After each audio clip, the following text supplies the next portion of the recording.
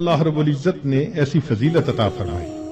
چنانچہ کنز المال میں ہے کہ اذا کان اول لیلۃ من شہر رمضان صفدت الشیاطین ومردت الجن، کہ جب رمضان کی پہلی رات آتی ہے تو شیاطین، سرکش جن، ان کو قید کر دیا جاتا ہے، باندھ دیا جاتا ہے۔ خبردار، میرے پیارے حبیب صلی اللہ علیہ وسلم کے امتیوں کے روزوں کو تم خراب نہ کر سکو تو شیاطین کو باندھ دیا جاتا ہے۔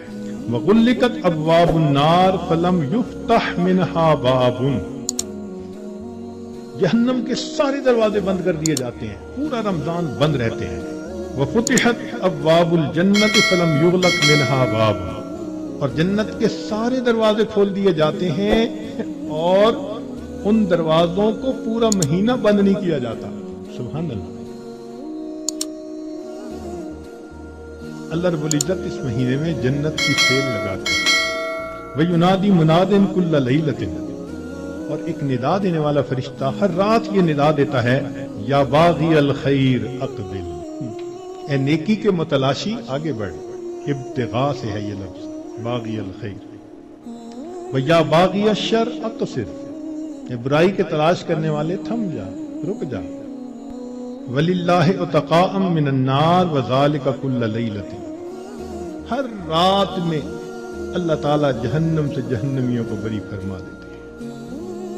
اب یہاں طالب علم کے ذہن میں ایک سوال پیدا ہوتا ہے کہ رمضان مبارک میں شیاطین تو قید ہو گئے، پھر کیوں برائیاں ہوتی ہیں، غفلتیں ہوتی ہیں؟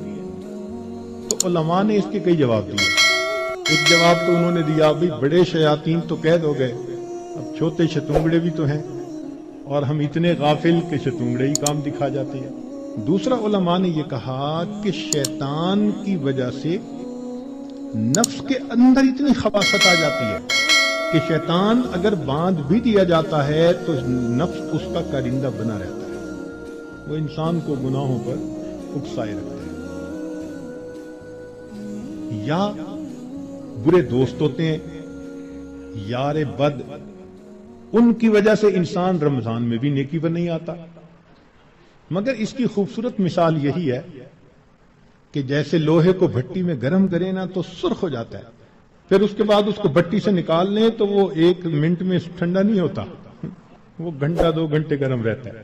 تو شیطان نے انسان کو گناہوں کی بھٹی میں اتنا گرما دیا ہوتا ہے کہ ان لوگوں کے لیے رمضان کا مہینہ آ بھی جاتا ہے تو وہ گرمی اس